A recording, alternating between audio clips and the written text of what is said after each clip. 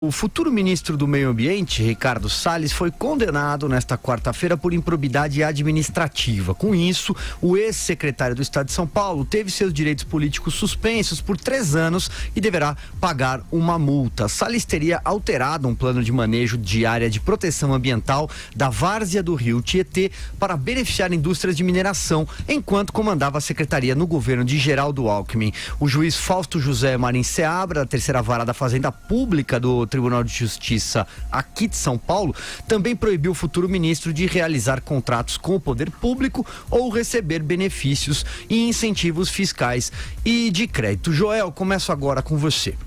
Bom, em primeiro lugar, é bom lembrar que o Ministério Público no Brasil, ele gosta de processar pessoas secretários por improbidade administrativa, tá? A gente tem que esperar esse caso subir aí para outras instâncias antes de confirmar mesmo aí que o Salles é culpado. Ele disse que não teve vantagem econômica nenhuma nisso, enfim. Tá aí, o caso corre ainda, essa foi a primeira instância. Mas o que eu acho mais importante disso é ressaltar que agora o Jair Bolsonaro tem um ministro que, não sei se cometeu ou não de fato, mas que é condenado. Indo contra, e foi de degrau em degrau, né? Primeiro, ninguém que tivesse o cheirinho de corrupção chegava perto, de crime chegava perto. Depois, não, tudo bem, pode ter alguma suspeita, mas não está sendo investigado. Depois investigado. Depois réus.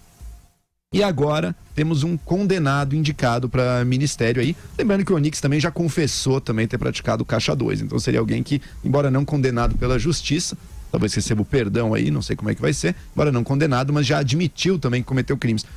Ou seja, aquela história do Jair Bolsonaro, o mito, do que faz tudo diferente, do justiceiro que vai limpar, acabar com toda essa palhaçada aí, isso é uma mentira.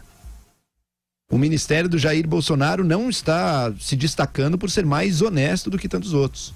Enfim, é bom deixar isso. Isso não é para condenar também, esse é importante, na verdade esse é o ponto principal. Isso não é para condená-lo, porque no fundo, política no Brasil, sim, necessariamente a pessoa vai ter que se envolver e vai ter que trabalhar, às vezes com pessoas que podem estar enroladas, podem ter dúvidas pairando a respeito delas. É assim que funciona a política brasileira. O grave não é isso acontecer.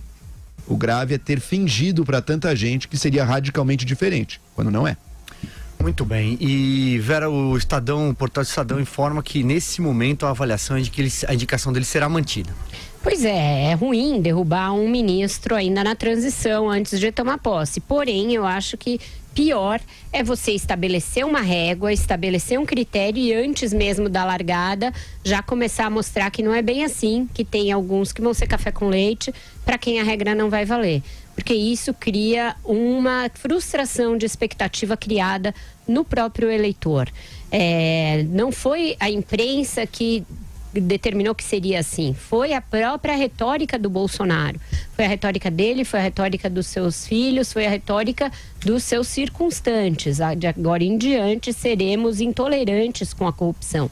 Com base nisso, ele teve apoio de movimentos sociais que se criaram ali na época do impeachment e na reta final embarcaram na sua candidatura. Com base nisso, uma bancada foi eleita, também ecoando esse mesmo discurso, e agora o que se tem é um ministro que foi condenado pela justiça. Não estamos mais só falando do Ministério Público. Houve uma decisão da vara da Fazenda Pública aqui de São Paulo, condenando o ex-secretário de Meio Ambiente, futuro ministro do Meio Ambiente, Ricardo Salles, por improbidade administrativa num ato da sua gestão à frente da pasta. Então é necessário que o futuro presidente diga o que ele acha. Ele acha que isso é injusto, ele acha que é uma perseguição, ele acha que este ato não é assim tão atentatório contra a biografia do Ricardo Salles, não tira dele a condição de ser ministro. Então ele precisa vir dizer que tipo então de falta, que tipo de falha será objeto de análise por parte do seu governo, do escrutínio que ele disse que faria, do critério ético das pessoas. E o mesmo vale para o Partido Novo. O Partido Novo foi uma legenda criada também com base num índex muito sério e muito restrito de conduta. As pessoas eram submetidas a processos seletivos, tinham de mandar os seus currículos, tinham de ter as suas indicações votadas, aceitas e por aí vai. E se comprometer com uma série de coisas, inclusive com a possibilidade de serem submetidas a um processo interno ético. Agora, o Partido Novo tem um filiado que é condenado. O que esse partido vai fazer? Vai fazer como os partidos velhos ou vai implementar a sua própria plataforma de criação? Cadê o Partido Novo nas redes sociais? Sempre tão ativo, sempre tão vocal quando os escândalos são na seara alheia. Não vi nenhuma manifestação desse partido a respeito do caso do Ricardo Salles. Cadê o próprio Ricardo Salles, que se filiou a esse partido e, portanto, aceitou essas regras? Ele vai se desfiliar do Partido Novo? Ele acha que agora vamos discutir o Aécio Neves e o seu pedido de desfiliação do PSDB feito por um deputado daqui a pouco. Então, a régua vai ser a mesma do PSDB, a régua do Partido Novo? E podemos, sempre que se fala de corrupção, né, Vera, o pessoal do Bolsonaro, o Novo, sempre levanta os casos, né, e o Aécio, e o Cunha, e o Lula, cada um com o seu. Agora também podemos falar, e o Salles? E o Salles. Muito bem, Andresa, sigo com você. Há tempos, aqui nesse programa, mas não só nesse programa, eu denuncio a indústria da ação por improbidade administrativa no Brasil. Até bem pouco tempo, quando aplicada a seus adversários, o bolsonarismo vibrava. Bastava o sujeito ser réu, denunciado por improbidade administrativa, condenado, ceifado, jacobinismo, corte da cabeça. Mas aqui nós somos coerentes. Existe uma indústria da ação por improbidade administrativa. E eu desconfio, sinceramente, já falei aqui que não acho o Ricardo Salles alguém à altura do desafio de um ministério no Brasil. Mas eu desconfio dessa condenação e da celeridade do modo como a coisa aconteceu. E vejam o erro político do discurso do Jair Bolsonaro a estabelecer critérios de admissão ou não de ministério. Quem disse que um presidente, um governante tem que dizer em que condição alguém pode ou não ser seu colaborador? Isso é um erro. É um erro político para qualquer um. Perguntado por isso, a pergunta é, caso a caso eu avaliarei. Quando se cria essa regra, dá para o adversário a arma para emparedá-lo. Então, se o Jair Bolsonaro diz que um réu ou alguém condenado não tem condições, hipoteticamente, de fazer parte do seu ministério, e se você tem um ministro denunciado, com tudo pronto para ser condenado, logo vem a condenação. Olha aí a condenação. Essa condenação empareda o Jair Bolsonaro. Empareda com base nos elementos dados pelo Jair Bolsonaro.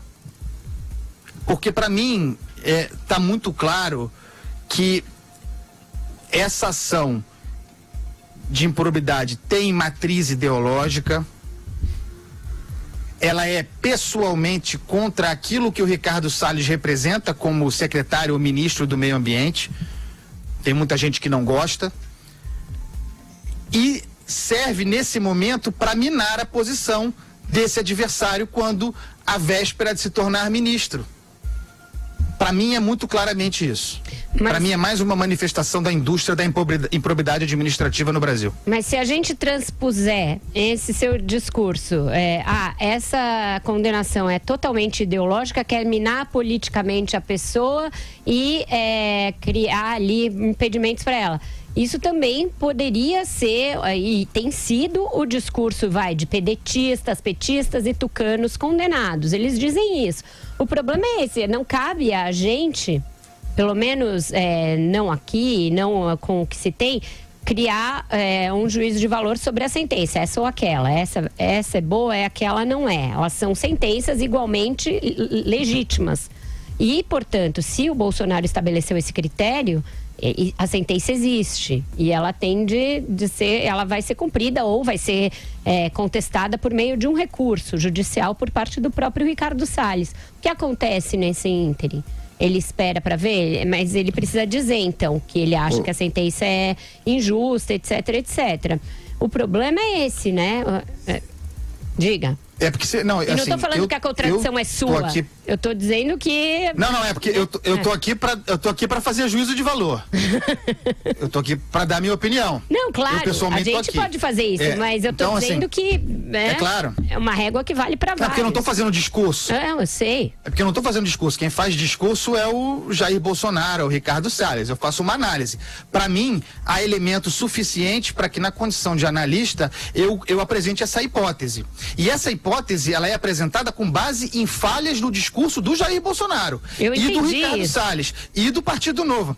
Não, a gente aqui é muito coerente nesse aspecto. Nós condenamos aqui, entre aspas, ações de improbidade contra o Geraldo Alckmin, que nos pareceram oportunistas, contra o Fernando Haddad, que nos pareceram oportunistas. Nós dois fizemos isso, e agora eu estou fazendo em relação ao Ricardo Salles. Nós somos coerentes no discurso e nós analisamos caso a caso. Eu nem estou condenando você, eu estou dizendo que se o Bolsonaro vier com essa justificativa que você apresentou e que a gente, tudo bem, já fez em outros casos, para ele vai valer a pergunta. E nos outros? E quando eram os adversários? Exato. Né? E o Salles, né? É isso. Mas uma coisa que todo gestor público foi a pergunta inicial minha. Exato. Pergunta inicial minha. Todo gestor público no Brasil, hoje em dia, ressalta está impossível governar esse país. É impossível ser prefeito, ser governador, ser secretário, porque o que você ganha de processo de improbidade administrativa, que acaba caindo na sua pessoa física até, é um negócio monstruoso assim. Então isso está realmente travando a gestão pública brasileira. Isso não é para dizer que o Salles é inocente ou culpado aí, é só que, de fato, vamos esperar outras instâncias para comprovar. Mas uma coisa dá para dizer, o discurso do Bolsonaro, de que era radicalmente diferente, não tinha condenado nada disso, caiu. Ele vai ter que fazer uma linha ali, a sua regra, e dizer, olha, condenado só quando eu achar que a condenação é justa. Muito bem. E é isso. Silvio. Diga. Porque isso, politicamente, só há perda. Não há nenhum ganho em estabelecer essas réguas. No mundo real, você lida com casos, com situações. Quando você estabelece, o Temer cometeu esse erro, o Jair Bolsonaro repete o erro. Não, se entrar nessa condição, cai. E aí o cara entra e não cai.